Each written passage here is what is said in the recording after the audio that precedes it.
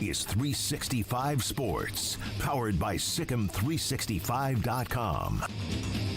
Welcome to the Triple Option. Here's your host, Paul Catalina. Welcome into the Triple Option. My sincere apologies to anyone who tuned in yesterday and we weren't here. We ran into a staffing issue in that Jack had long since planned a day off yesterday for his birthday and had immovable plans. And then Garrett got sick. I'm just going to say it had colorectal issues. It gets like that sometimes. We share everything here. No, Garrett had to go to a doctor's appointment, and the last thing I want to do is have somebody like, "Hey, doc, can you figure out what's going on with me? I gotta go." Like, well, I mean, we're gonna give you the shot here, but you have to sit here 15. I don't have 15 minutes. Just can you give me the shot in the car while I'm driving? And then you can. I'll pay for your Uber back. Let's not mess around. So I was like, you know what? Let's just punt on the day, which. It was unfortunate, and Jack Mackenzie sits here with me now, that we didn't do it yesterday because there's a lot of things I wanted to talk about, most namely the chaos in the SEC, which is crazy. But it leads into our larger show topic today, which will be, does this mean that we're done seeing elite teams? And I think my thought on it is yes, probably. There's going to be some, but when you have unchecked free agency, when you have a lot of teams that are now that have fan bases that are going in on NIL, it's not just about quantity, because if I can keep an Ashton Genty at Boise State, well, that means that Ashton Genty is not transferring to Georgia. Mm-hmm. And he's not going to Tennessee, and he's not going to the SEC. So if I can keep that one guy or two guys that make a difference in my conference that could otherwise, honestly, Ashton Genty could have just, put up a Facebook post and been like, anybody who wants me can have me. Here's my number. Thank God he did. And there would have been how many different people would have been like, okay, do you have any enemies? I'll eliminate them from the face of the earth. If you'd have been like, listen, I'll go to your school if you can cure cancer, be like, oh, we've been hiding this for years. Here's the deal. No. I'm a big pharmaceutical exec. We've been hiding it for years. No. Here, come on. Oh my gosh. I would like a chance to win a national championship. Yeah. We discovered this years ago. We just didn't tell anybody. Those kind of things would happen. So if you can keep an Ashton Genty somewhere. Look, if you can keep a Shedeur Sanders and Travis Hunter at Colorado, right? It's not just them, or it's getting, Will Shepherd and LaShawnte Wester and those guys to stay on a 4-8 team. Believe me, it's not all Dion. It's money. Yeah. If you can get those guys from just running to the nearest, contender, which Colorado is right now, but keep them there, then that keeps them out of the places that were hoarding all this talent. So I think this is going to stay, because it's not just about, everybody. It's just okay, well, I can't get, even if you're I can't get this guy from TCU who's a mediocre team here because he's got a great deal. He's not going to leave. He likes it where he is. He's getting paid. He likes his coach. We're going to keep that. Yeah, I definitely agree. I do think that it's interesting to see all this in the context of Georgia and their, I don't know, do you consider Georgia a dynasty? Yes. So in the context, because I do, and in the context of their dynasty, it's interesting to see how you think that they weren't going to fall with all of the NIL stuff becoming more of a part of the game. And I mean, they've got other issues, but I'm still not fully convinced that they're done being what they have been. Mm-hmm. So are you saying that you think it's like a slow kind of decline from that? It's not going to be precipitous, but look, you've seen with my favorite team, they were 13-0 last year, and now, now they'd be, blowing guys at the truck stop to get wins. Honestly, that's how I. Thank you for telling us what you do. Yeah, look. Sometimes you gotta. This is bigger than just you. Yeah. No, But it's like honestly, if you look at how it fell, why did it fall? Free agency. They built their team on free agency, and they were short on developing guys, and so then they lost all this talent all at once. And because it's not like it used to be where, you just have another group of guys that are ready to step up, and you might have guys that are good enough to be that, but you don't have all of them together because 2 or 3 of them left, or you just didn't hit on it, or, like Ohio State is doing a great job at hoarding quarterbacks right now. Amazing. Now, because they got Devin Brown, who's never going to be the starter there and should have transferred, somewhere where he was going to play, but apparently he just loves being at Ohio State and wearing number 33. They have 2 5-stars in there, in Julian Sand and Aaron Noland. And when Julian Sand came in after Saban retired and he decommitted or left Alabama, Aaron Noland was like, no, I'm cool here. Like, so there's very few of those guys that have those star ratings. And if you can get a couple at one position, you're at least holding them off of somebody for 1 or 2 years of developing them. So it becomes kind of a long game of this, but you're not keeping them anymore. So it'll be like a little bit of a drop. Yeah. But, you can't just – I think the days of like the last couple of super teams we saw from Georgia are probably the last super teams. Like I don't think Michigan was a super team. They were just remarkably physical and strong. Yeah. I think last year showed that at full strength, there was probably, if you had a 12-team playoff last year, there's probably about 8 teams that could have made a run with the right matchups and all that. So we're at that point now. It's been built to that point. I do think the whole thing is interesting from like the money game kind of aspect of it when you start thinking about just like you said, the deals that like can keep players home, and when you start thinking of it as like, okay, is there like what's the cap here? Like obviously there's no hard cap, there's no soft cap, but like each institution has its own cap in all just in all these scenarios, and each conference kind of has its own I don't know, sub cap, or like you can look at it at a bunch of different levels and be like, they get this money from here, they get this money because of this, and you start figuring that out, and you start seeing like, well, what percentage of the salary cap is your star's contract taking up, and beyond that, just how much do they have to care about success at this level? Yeah, like if they're in it for the money, and you start looking at the money. Well, hey, get the money now. Don't worry about the championships. As long as you look like a star and you're getting paid, you're doing well for your draft stock and doing well for your bank account. Yeah. And if those things are the 2 most important things to college football players, then you start realizing, hey, why do I need to go play with all these other awesome, amazing players and try and win championships when my wallet's getting filled and my draft stock is rising? Well, a lot of times, Alabama – very much after losing to Vandy, is experiencing this. I have a friend named Cameron, lives in Alabama. His dad is a Baylor grad. We went to like summer camp together when we were in high school. So we have like 30 plus years of friendship. And so Cameron, I texted him, he's a big Bama fan. And I was like, hey, how are you dealing with like losing to Vandy for only the second time in our lifetime? And the first time was when we were 4. And he's like, well, I finally, came to grips that Nick Saban's retired. Like that was the ipecac they had to take to to get it all out. But I mean, it's going to happen more and more because, Alabama lost a lot of the guys that came there because they wanted to play for Saban. Like they were like, okay, if Nick Saban wants me to go play here, but part of me rather would just like to be at Texas Tech, right? Or TCU or, somewhere else. Like I really did like the coach at Georgia Tech. Iowa. Or Iowa. Yeah, exactly. Like I'll go to Iowa. Like, you go to those places. Like, oh, well, and they're going to pay me $75,000 a year starting when I was a freshman. So is this other place is going to pay me $90 because they want me more. So, all right.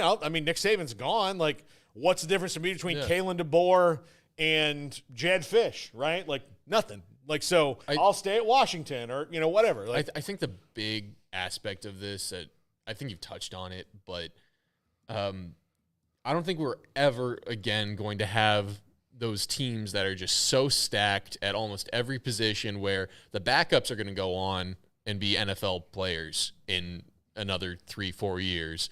So you've got this competition level and you're just making everyone better. And then you like, that's your selling point to recruits is like, hey, we are the best of the best. We're stacked at every position. Yeah. You're going to not play till you're a junior, but you're going to be so ready then, you're going to play 1 year and go to the NFL. Yeah. I don't think we're going to see that ever again. No, I just and here's the thing. Garrett Nussmeier and Miller Moss are a great example of two good quarterbacks who waited their turn. Now, part of that is self-awareness, which most of us at 18 are not great at.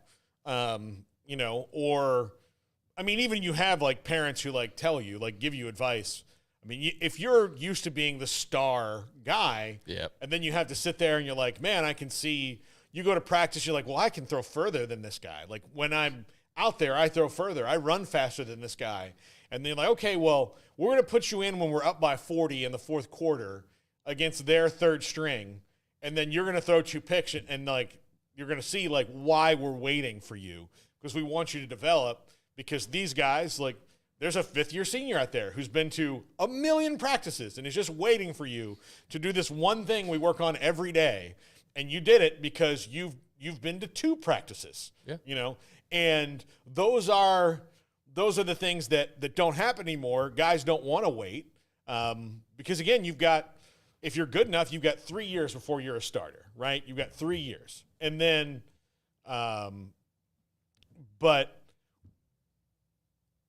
is it better for you? Like, when you look at some of the quarterback play in the NFL over the last few years, like how many guys, didn't have to like sit and wait. And then they had their one good year and then, oh, we've got to have this guy. And then it's, it's that. Or, Trey Lance had like 2 good years at North Dakota State. Under normal circumstances, I think Trey Lance would have transferred somewhere, played at the bigger level. And then Trey Lance is now making $5 million to sit behind Cooper Rush. Man. Like that's the life.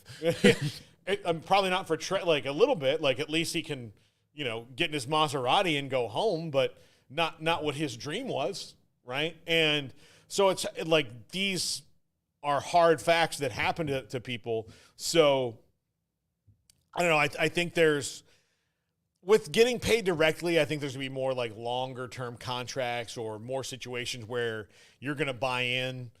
You're going to do what Arch Manning's doing. If you're on that level, like go be at the place you want to be, even if they have a Quinn Ewers in front of you. Like, so it sounds like you're saying the opposite to me, honestly. No, I mean, like I think there's going to be more of those guys, but I also think that there's going to be more quarterbacks like that. I think there's going to be less guys who are wide receivers and running backs and tackles. Like if I'm a left tackle and stuff that might be more plug and play. Yeah. And it's like if I'm a left tackle and Amarius Mims is in front of me, I'm going to be like, well, I'm a freshman. He's a sophomore, I could be playing somewhere else. So I'm going to go somewhere else. Yeah. Like we're in the same track. I would say like, this is an old example, but there were 3 quarterbacks on the roster when Peyton Manning, or it's more than that, but like, I think T. Martin might have been the next year. But like, so when Peyton Manning was a true freshman, he went to Tennessee. The original starting quarterback was Todd Helton, who played first base for the Rockies and is Hall of Famer and all that stuff.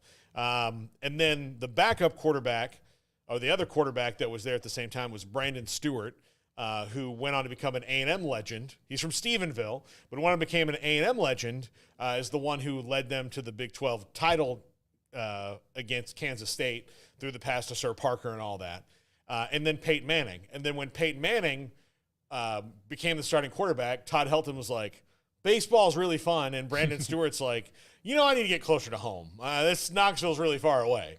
So I think that to me makes sense. But if you are Garrett Nussmeier and you're kind of like, if you remember what Garrett Nussmeier looked like coming out of high school, if you're spindly and, you might have a good arm, but, maybe waiting and, getting to meet Joe Burrow is a good thing. And then, like playing behind a Heisman Trophy winner is a good thing. It helps because you weren't ready yet. Then you stay in the same system and you can come and take over, or you can just do what other schools are doing and just go transfer quarterback to transfer quarterback to transfer quarterback, which looks like what Notre Dame's going to have to probably do next year again, because Deuce Knight, the guy they thought was coming, now he's not. He's going to play for Hugh Freeze because I think old Hugh Daddy got a little desperate and and said, "Hey, what's Notre Dame paying you? We'll beat it. We'll double it." Yeah, I bet. Yeah. That kind of brings me to something else. I feel like lately Kansas, now Vanderbilt, we're looking at some of the kind of historically, or maybe not historically, but in my lifetime, the consistently bad programs look like they're coming out of the basement. Yeah. And I don't know if other programs are looking like they're going to go into the basement to replace them for that same kind of period of time. And is that because of how much money is getting pumped in everywhere? Yeah. Or is it just the odds of the sport? No, I think it's because of the money. Like, yeah, Paxton says like free agency and portal help the bigger schools even more. But yeah, but they also pay a toll they didn't have to pay before. Yeah. Like there's a toll you pay. You lose some of your depth. And that's why Vanderbilt can go and beat Alabama and has enough guys on the field to where they don't get worn out, because Alabama just can't keep, the margin of perfection and everything lining up that you have to dethrone in Alabama. And when I say dethrone, I mean beat them in a one-off game. That margin of error is only getting bigger because of the transfer portal, because of NIL. Like, yes, they can stack the talent, but it's also leading to it's tougher to retain the talent once you have them. Like, yes, you're probably getting all the great recruiting classes, but once you have the first wave of guys prove themselves, your starters prove themselves, the backups are probably there being like, I am very close to as good as him, if not believing they're better. Yeah. And they're going to want to go show that. They're going to want to go prove that. And they know if they go and prove it, they've got a payday coming, and they don't want to wait on that payday to come. Yeah. But here's another thing that's happening that I think affects it more. And there's not a lot of these guys, but there's enough to where you've got these guys who are like former 4- and 5-star guys that transfer to 4 schools, right? Well, look, if he's not starting at Georgia, but he's still that kind of caliber of athlete, and he's just not getting, like, you could have him, and then, like, when the tight end that you have, like, when Brock Bowers sprains his ankle, this guy can go in and be very serviceable for you because he's athletic, he can score a couple touchdowns, like, whatever it is. Is he Brock Bowers? No, because if he was, he would be playing on the field at the same time. But, like, those guys are now hopping around, so they're not getting developed because they're chasing NIL. I do think that, like, there's a not so rare disease where, like, when they get to campus and they stop getting recruited, and it's like, hey, you know how we gave you like lobster and all that stuff here? Like, no, here's a protein shake. Here's 4 egg whites. This is turkey bacon. Like, these are the things you're going to eat now. And then when we win big games, we'll take you guys out for steak. Or when we're on the road, we're gonna have a nice catered meal. But bottom line is, like, this is what you do now. You're like, yeah, but you guys love me. Yeah, we do. But you need to now love us back by performing. Like, this is the expectation, because you've got NIL money. That NIL money isn't coming because they want to be your friend. They want you to play for this team and win. This scholarship, all this cool stuff you're getting is not because, you're a swell guy. It's because you have this talent that now you are obligated to use for us, because this is the whole deal of the scholarship and NIL thing. And then there's those guys who, after 2 months of that, like, I really miss being recruited. That was fun. Like, I met lots of girls, I felt like I had a social life, like that. Let me go do that again. And I'm going to get in the portal. And so they go and they get recruited again and again and again. I'll use, I think Bear Alexander is the best example of this. The USC, like, you're at USC, you're a key member of the rotation in the defensive line. They're getting you better. He's played better this year than he has anywhere else. He was getting reps in the national championship at Georgia and left. Yeah. So, you know why? Because, like, getting recruited is fun. Oh, I also think he's kind of lazy. Yeah. Well, yeah. Getting recruited is fun. You know what you don't have to do during recruiting visits? Shuttles, bench press, squats. You're not being held to a high standard in recruiting visits. Yeah. You are the standard in recruiting visits. Yeah, exactly. Like, that's all. This is the cool stuff. We want to get you here. We want to show how much we're enthusiastic about it, but It's also the stuff this is the stuff winners eat. Like, like coffee is for closers, man. Like, let's get this done. So now on a good high protein breakfast meal. You got me hungry. Yeah. Like, what are these? These are green tomatoes. This is your special thing on your omelet today. Oh, are there yolks in this one? 2 yolks. Mostly egg whites. Do you like shallots? I want egg whites and turkey bacon now. Come on. You're getting me hungry. Yeah. I still don't believe turkey bacon's a real thing, but I mean, I know it's real, but like, I feel like it's some sort of government conspiracy. I can see that. Yeah. I can see like, that. oh, no. Like, is it really turkey? Like, is it really turkey or is it just some other thing? You tell me it's turkey because I like turkey and I like bacon. And then if it's I'm like, okay, well, I can fool myself. When really all I want is just regular bacon. Yeah, it's actually rat meat. Yeah. Who knows?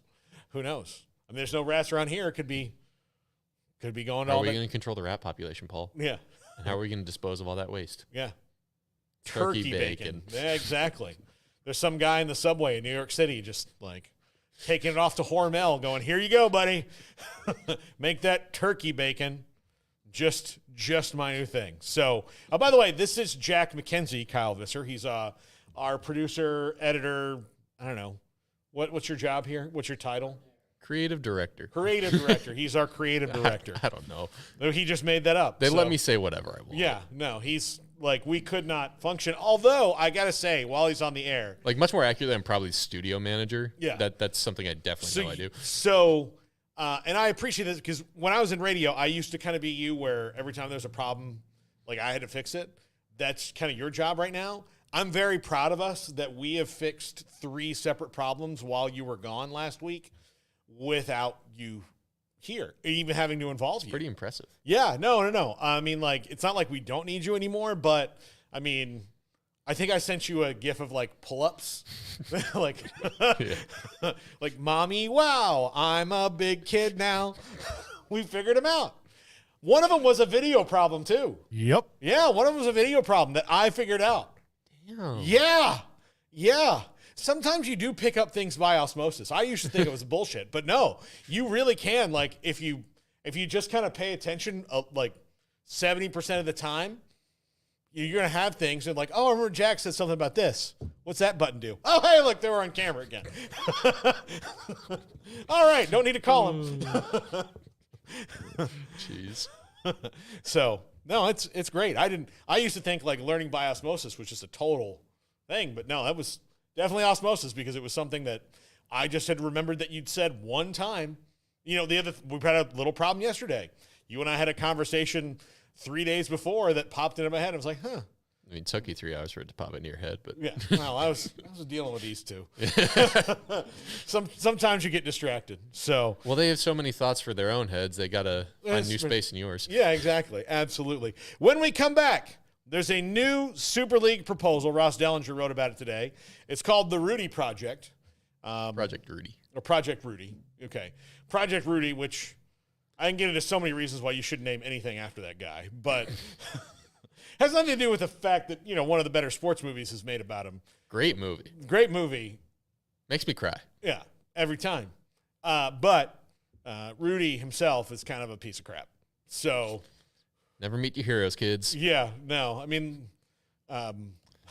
listen to Joe Montana talk about the guy. I haven't met him, but I grew up idolizing Aaron Rodgers. So take that for what it's worth. Yeah. Robert Saleh is now definitely in the club of. You can go on an ayahuasca trip. Yeah. Yeah, maybe it'll help him understand him a little bit better. But, man. There's got to be something against that in the Quran. All right, when we come back, let's talk about this new Super League proposal and if it has legs. I think it has more support than any of them do, but we'll talk about that next. This is the Triple Option on 365 Sports.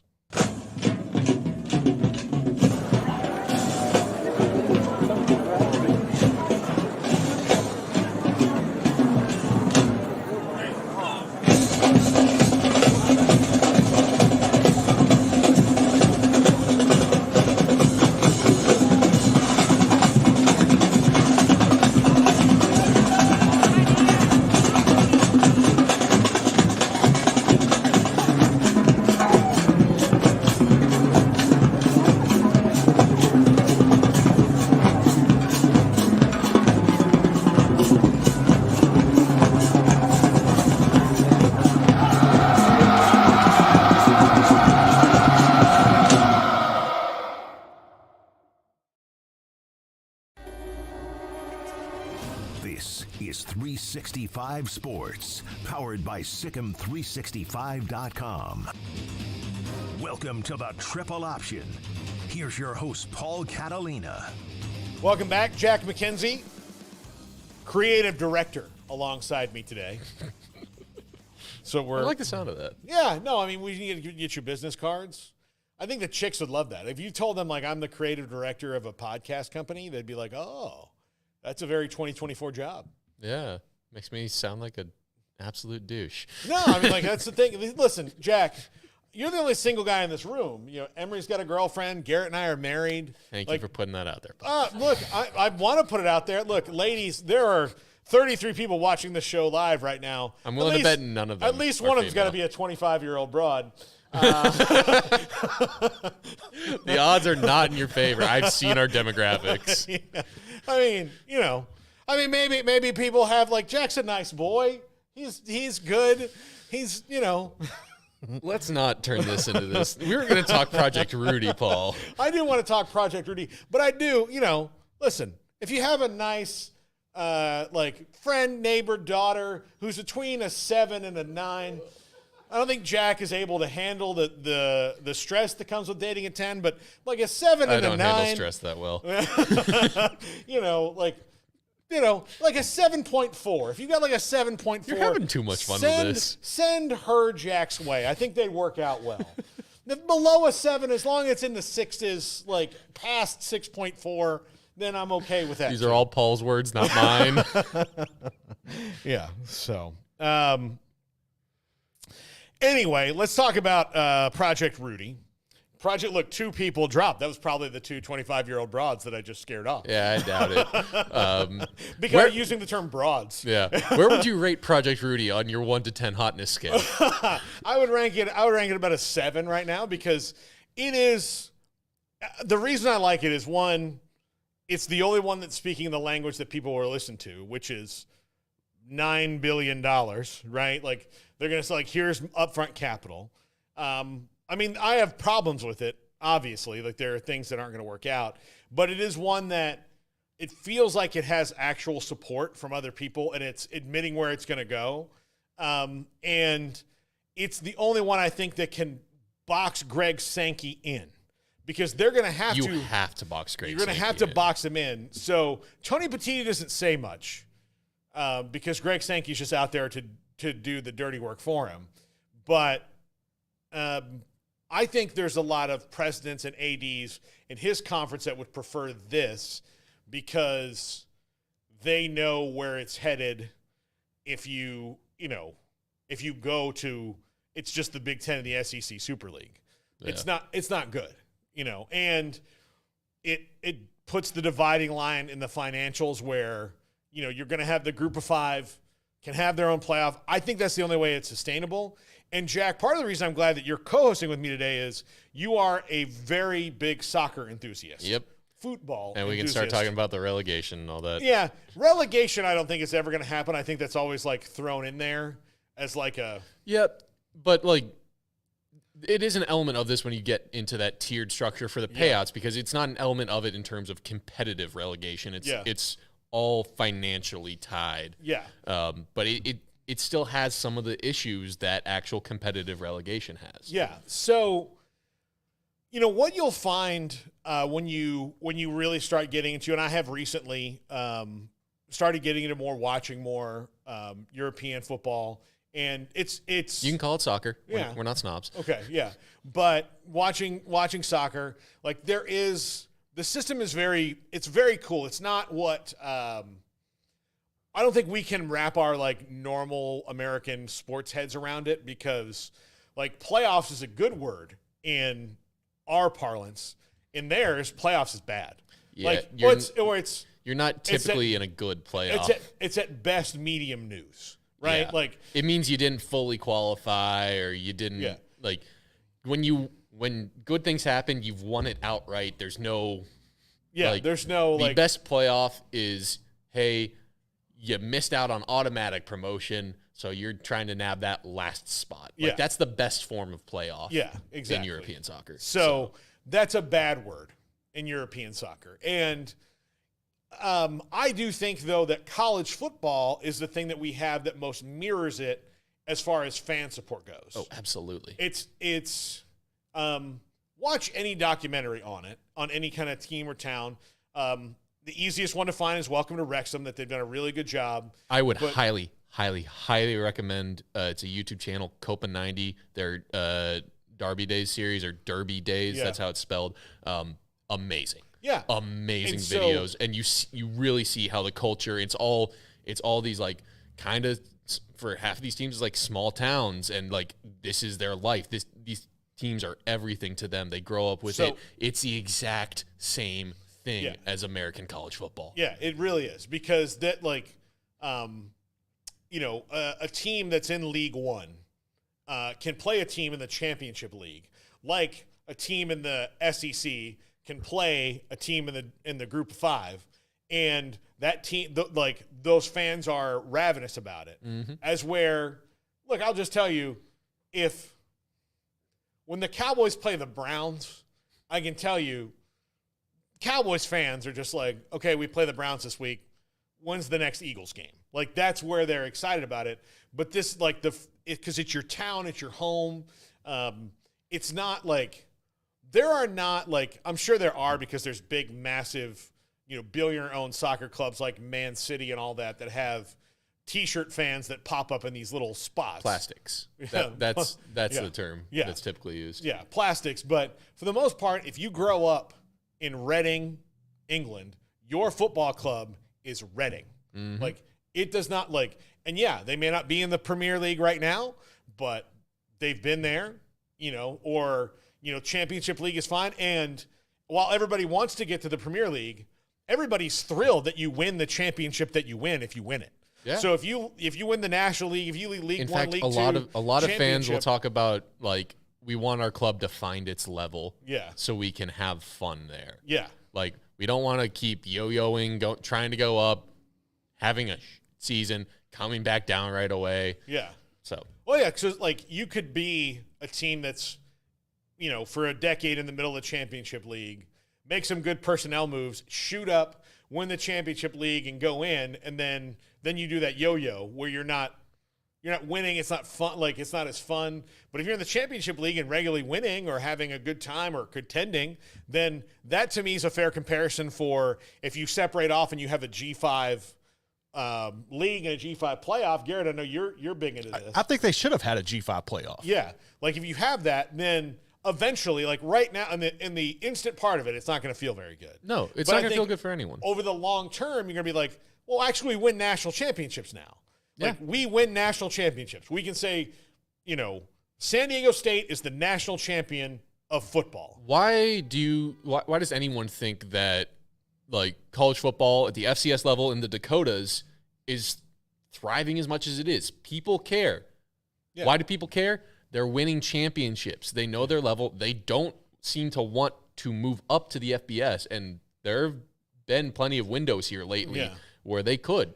People want them because of their brand power, but they have brand power because of their success at their level. Yeah. I think that, so if you can just follow that, and like, we're not great in America of taking ideas from other countries. We kind of like it to be our idea. But it worked. Like, if you really watch like how people care about the team in their town, it's very much like your alma mater. They don't have college sports like we do over there. No. It's a completely different thing because they've got 16-year-olds that play professional soccer and basketball and whatever sport they're great at. We, our 16-year-olds are still in high school, and then they go to college and do that, so it's a little bit different. Yes, we pull in guys from different countries, and they play in our colleges as well because they're not quite good enough to be pros yet over there. So, for every Luka Doncic, there's 100 other ones that are not that big a deal, right? But they can come over here and play or whatever. So I think if you had this model of where you had 70 teams that were the league, and then you had the rest of the teams that were another league, and then you tiered it off and you created it, I think you could create more interest among that because now you're not going like, oh, who's this? Georgia and App State? Like, I'm not going to watch that. Like, I might turn on if I'm looking on my phone, like App State. Oh, App State's up by 7 with 5 minutes left. Let me watch this. But I'll watch the hell out of App State taking on San Diego State. Knowing what it means for their larger championship race. However exactly. that like that comes could be about. a huge thing. Louisiana and FAU, let's watch it because now it has real, it has stakes that matter. And that's not just for the people that are the sickos who want to care. Like, why do we televise the FCS National Championship and why, on ESPN rather when the rest of their season isn't televised on ESPN? Mm-hmm. It's because we care when the stakes are high. Yeah. So it's a good way of manufacturing higher stakes for more games. Yeah. Yeah. Yeah. So I think that's a smart way to do it. And yes, back to I think where we kind of jumped off was getting back to the Sankey of it all. Yeah, the Sankey. The problem he has to be backed into a corner. You have to back him into a corner because right now he's saying, I don't want why would I want this? At Media Days, didn't he say something about not wanting to cede their power, not wanting to bring in a middleman? Yeah. Or maybe that was another SEC that was what he said this week. Yeah. So I don't want to, why would I do this? And you're like, well, I mean, the thing is because that pigs get fat and hogs get slaughtered. And right now, they kind of look like a hog, right? I mean, am I wrong? No, I mean, they are. Yeah. I mean, so over time, the other thing is you need to, and another lesson we can learn from European soccer is this. When, not a leasing office, first time this week.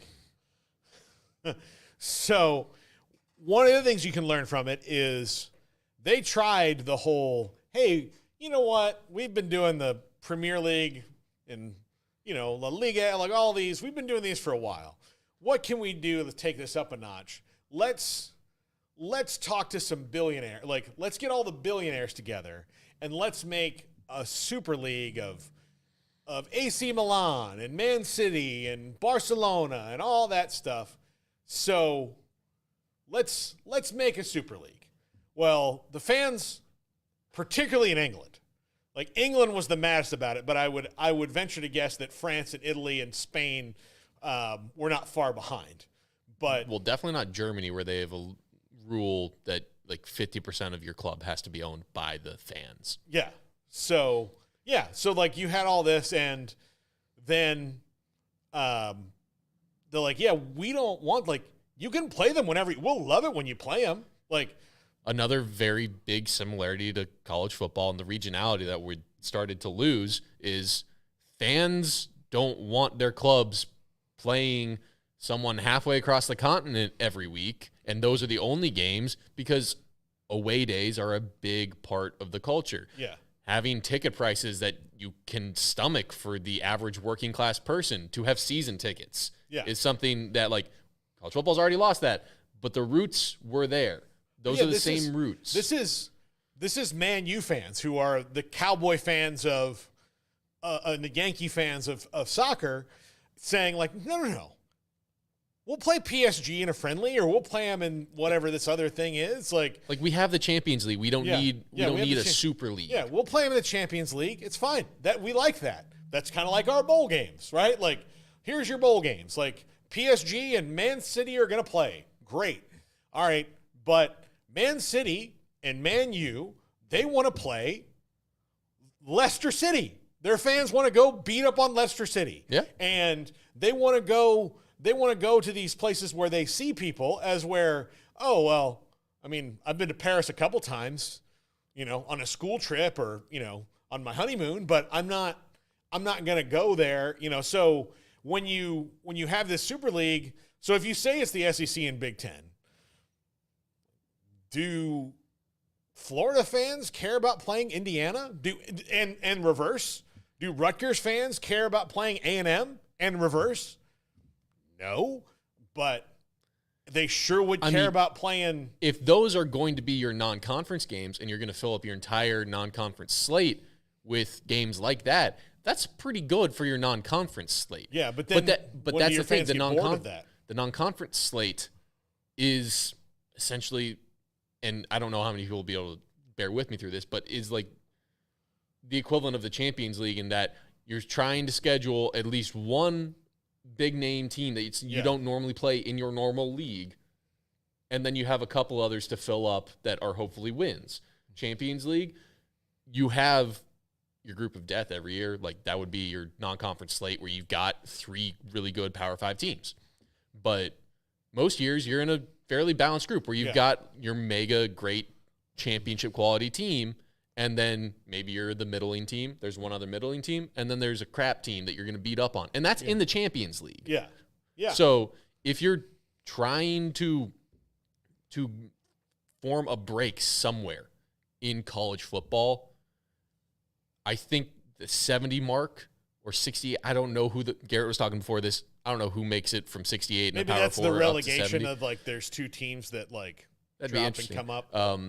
But I think 70 is a smart place to do it. The Rudy, one thing that I like about Project Rudy is that I think it protects the status quo for a lot of decision makers at universities, not necessarily athletic directors, but for university presidents and the like. I think it protects the status quo in a way that they are, and bear with me, violently craving, I think. Yeah. Like I think a lot of people can see, I think the average Joe can see the potential to disrupt our literal higher education system that college football is on the precipice of right now. Yeah. And so I wouldn't be surprised if there are a lot of important decision makers who are going to end up trying to back Sankey into a corner, because this plan seems, while you do bring in outside investors, it does seem to protect the status quo in a more predictable way that I think university presidents can stomach, that a lot of athletic directors who aren't at the top tier, that they'd be very happy to see. Yeah. Yeah, absolutely. I think that you have to start meeting, like eventually they had to start listening to us on the playoff, right? Like there were a lot of bad things that happened during COVID. One of the good things that happened was it made them all sit in a room and go, how do we get out of this financial hole? And like, what have the fans been saying for all this time about this playoff? Larger playoff. Yeah, give us more of a playoff. And then they go to the TV networks and like, hey, we've never asked you this. Feels stupid that we haven't, but since we're just sitting here in our own houses right now, we just had some time to think. And would you give us more money? And they're like, we've been saying it. Yes, give us more. Like, this is the only thing we can put on live that's going to make us money. I still just kind of wonder if, because I do believe that they asked those questions. I just want to know, how much did the SEC block that until they knew they were in a position to try and bargain for what they wanted? I don't think the SEC ever blocked it. It was Jim Delaney in the Big Ten that was really, Jim Delaney was against it. I think because he saw what was happening in the SEC and he's like, hold on, wait, I've been kind of the boss of this for a while. You know, like we've kind of been this, and if we don't slow our roll here, you know, on the play, like everybody wants another playoff, then like, you know, Oklahoma State might be in this thing. Oh my God, I can't have that.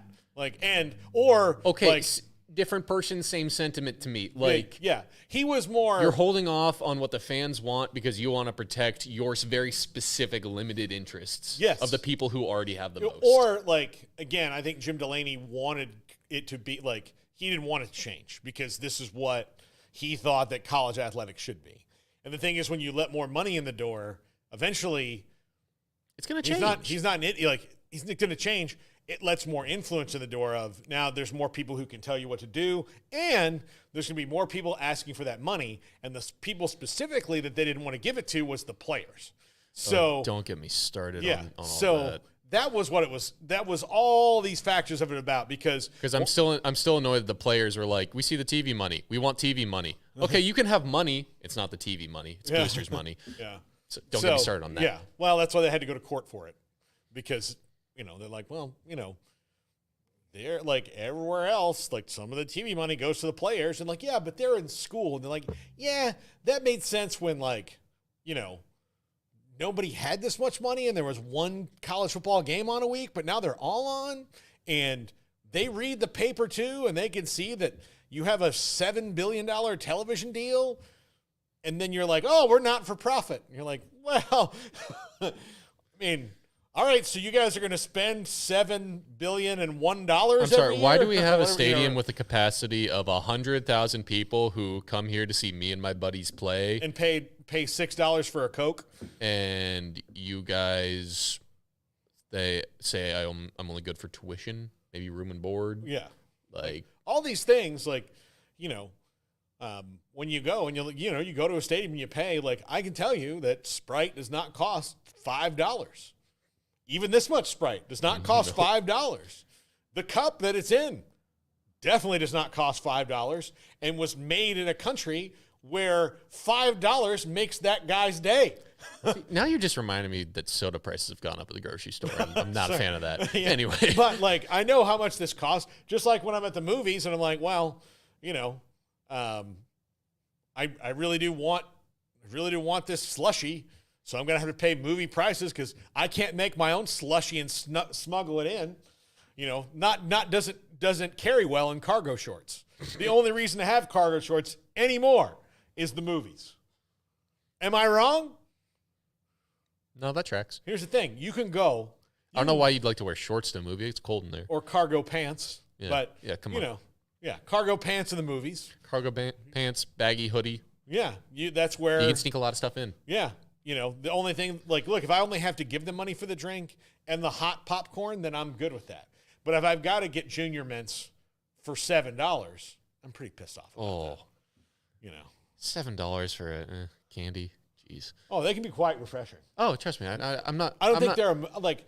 I'm not against them like I'm against Almond Joys. Don't get me wrong here. Yeah. But, like, they're better options. As a 2-hour movie candy, I'm not sure if a Junior Mint's really the right That's thing. why I'm sad that I can't find Gobstoppers anywhere anymore.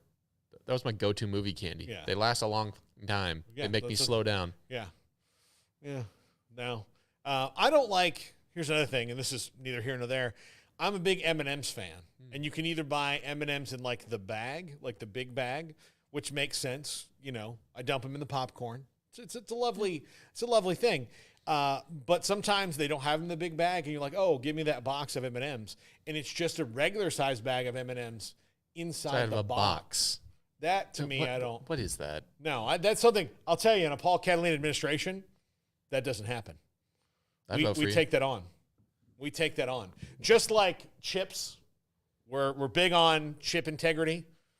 No broken chips, like chip packaging. Those are now, things. will you have limits on the amount of air allowed to remain in the packages? Yes, we will. We might put recommendations on how thick the bag has to be, or maybe you start selling chips in boxes. Interesting. I mean, Pringles has been doing it in a can forever. Why are we ignoring the geniuses at Pringles? Yeah, honestly. I mean, I don't know if they're technically potato chips, but these are issues. These are issues I can deal with. Now, I think I might want to live in Paul Catalina's America. Yeah, these are issues I personally can deal with. Now, if it comes to, like, right now, if, like, hey, what do you do about getting Congress to approve FEMA money? Shut up. We're talking about chips. We're talking about snacks. Listen, all the people affected by the hurricane will have chips that are not broken. That's what I can promise you. And it's the little things that keep it makes life worth living. Yeah, those things. Like, hey, suicide rates under the Paul Catalina administration going down. Yeah. What about infrastructure? I'll be like, build some roads. We will have what we need to get the chips to the people intact. Exactly. And so on time. If that means, like, oh, hey, we've got to build a better road to make sure the chips don't break, then these are simple things that get behind. We've got to meet people on their level. I think a lot of people don't understand how government works. I'm just going to meet them on their level and then trick them into doing things that are better for the society. So, let's do it. Like, oh man, like, for example, there will be no such thing as a spam call ever in a Paul Catalina administration.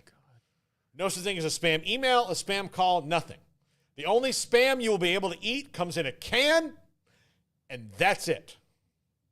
I'm really hungry because now I want Spam cheese. Yeah, I've got there a we go. problem, guys. Yeah. I'm going to get food after this. That is what you can expect in my administration. I've heard none of the candidates, not even RFK Jr., mention we're going to get rid of spam. They're not meeting the people where they're at. Exactly. Not one of them. Not one of them. We're going to get rid of spam. There would be no spam. You would not get you wouldn't even need the spam filter on your phone because it would be a thing that was illegal. We can't broker, information brokering, gone. I can go to a website and I can look up the score of the Spurs game and not have to hit reject unnecessary cookies. I would like that in my life where I just want to see the score of a preseason basketball game and who might have played more just because I'm curious to follow my team. Like, oh, well, that was interesting. He scored 19. Maybe that means he'll see more time off the bench. But until I get there, I've got to close 4 pop-up windows about what information they're allowed to sell because I want to know what a preseason basketball score was. No. That doesn't happen in Paul Catalina's America. My vice president will be someone you all like, too. I have no idea who that'll be, but I'll pick a very well-liked celebrity like Bill Hader or something. Yeah. Good call. That would be a fun campaign trail. Exactly. So, I don't know. But anyway, be interested to see what Pete Davidson could do for your polling numbers. Oh, man. I don't know. Maybe more that emotionality that I want to deal with. But yeah, but it wouldn't be a dull moment. No, it would not be. Although I do think we're due some dull moments in politics. I liked it when it was dull. Dull was fun. You remember when people I didn't care that much, and you may people not. Just tried to run the country and not make everything the end of the world. Yeah, no, it's great. Those are good times. I don't. I'm young. Yeah, no, it's great. You would never turn on C-SPAN and see somebody talking about space lasers. It just never happened.